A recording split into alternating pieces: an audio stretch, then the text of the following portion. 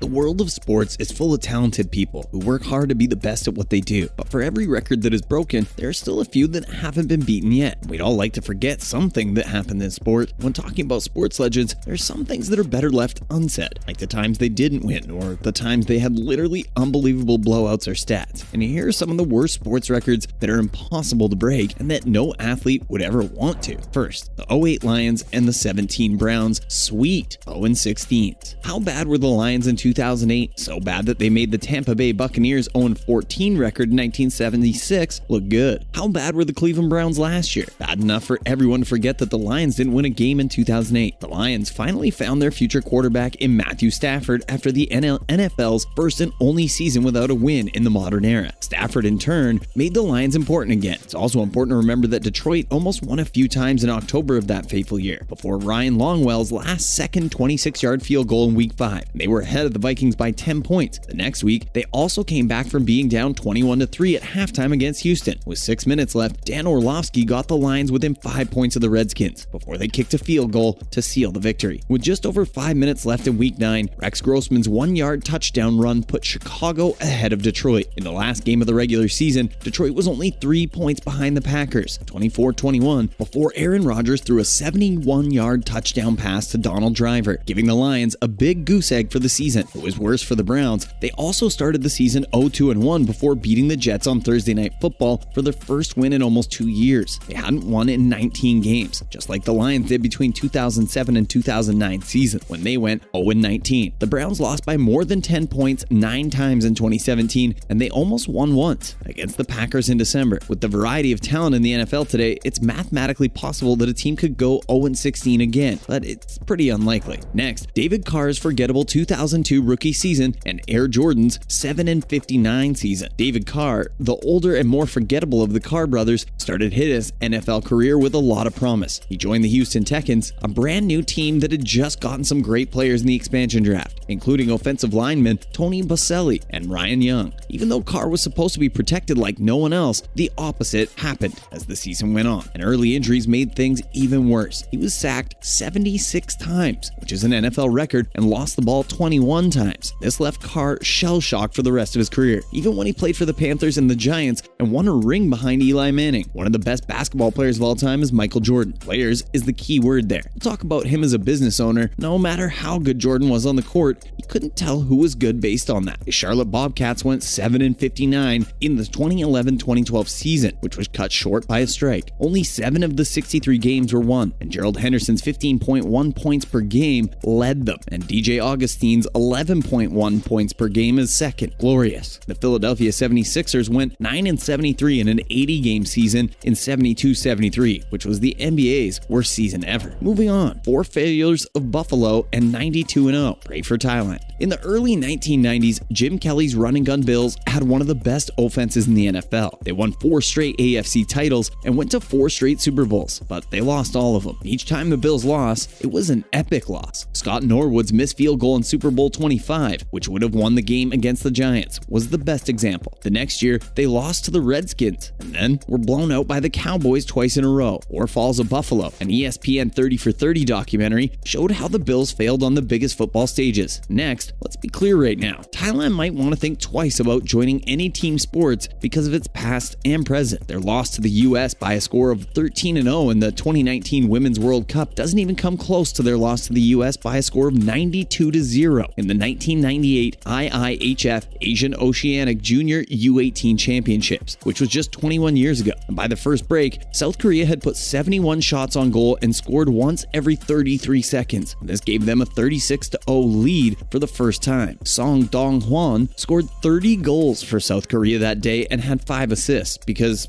why not? South Korea had 105 more shots than their opponent in the last 2 periods. Next, all of the home runs Jamie Moyer allowed and Brett Favre's 336 career interceptions. For what it's worth, Jamie Moyer pitched for 25 years in the major leagues, which seemed like a long time, and he was by no means a great, overpowering, or dominant pitcher. But Moyer is on this list because of how good he is with the long ball, not hitting, but letting it happen. His 522 home runs allowed are the most in baseball history, and even though he changed how he pitched over time, he couldn't stop the ball from always going out of the park. Warren Spahn, who gave up 434, was the only person who came close to Moyer's record. record. Brett Favre was known for a lot of things. He was crazy on the field and has a great arm. He was tough as nails and played until he couldn't play anymore. He also threw a lot of touchdowns, especially before the league became so pass happy. And the one thing that never comes up when talking about one of the best quarterbacks ever, the number of passes that were picked off. During his career, Favre threw 336. In 1993, he threw 24 interceptions. In 2005, he threw 29. And in 2008, when he came out of retirement for one game with the Jets, he threw 22. In the 19 years that Brett Favre was a full-time starter, he had double-digit interceptions in all but one season. And that one season was 2009, when he was the quarterback for the Minnesota Vikings and only had 7 interceptions compared to 33 touchdowns. Favre's 336 interceptions are a lot more than George Blonda's 277. We can't leave out 222-0. This football game probably should never have happened at all. In 1916, Georgia Tech beat an incredibly bad Cumberland College team by a score of 222-0, and this was easily the most lopsided win by any college football team in history. In this New York Times article about the game, the story behind this is told. Cumberland had stopped playing football before the season started, but they couldn't get out of their game against Tech. Cumberland's baseball team had also beaten Tech 22-0 the year before. And many people think this is what led Georgia Tech coach John Heisman, yes, like the trophy, to have the Yellow Jackets run up the score and try to get the exact 222 score. It's also important to note that this game took place just over a decade after the NFL's first version made forward passing legal, but the Yellow Jackets ran the whole game. They ran the ball 26 times and got 522 yards and 18 touchdowns. They never let Cumberland get past the 50-yard line, never gave them a first down, and limited them to negative 42 yards on the day. Georgia Tech scored 63 points in the first quarter and only had a lead of 120-0 at halftime. In the second half, they slowed down a bit, and they scored only 54 points in the third quarter and 42 in the fourth. Finally, the Chicago Cubs' 108-year-old no-wins the World Series streak and Cy Young's 315 career losses. The Cubs ended their more than 100-year drought by beating the Cleveland Indians in 7 games and coming back from being down 3-1 in the series. They are the first team since the 1979 Pirates to come back from being down 3-1 and win both Game 6 and 7 on the road. It's hard to think that another team will go 100 years without winning a championship as Chicago did, but Cy Young is the pitcher with the most wins in baseball history. He's also one of the best to ever play the game. His ability to pitch almost every other day is something that will never happen again in baseball, and the amount of time he spent on the mound makes Jamie Moyer's 25 years in the majors look like a walk in the park. Young did win 511 games, but he also lost a lot more than he should have. In fact, everyone got more than their fair share. Young has lost 315 games in his career, which is more than any other pitcher in baseball history. Even though the total is high, Young only lost more than 20 games in a season twice. He also had double-digit losses every year, but he also pitched and started in between 30 and 50 games a season, which makes the number look a lot higher. Well, that's it for today, guys. I hope you enjoyed the video. Till next time, cheers.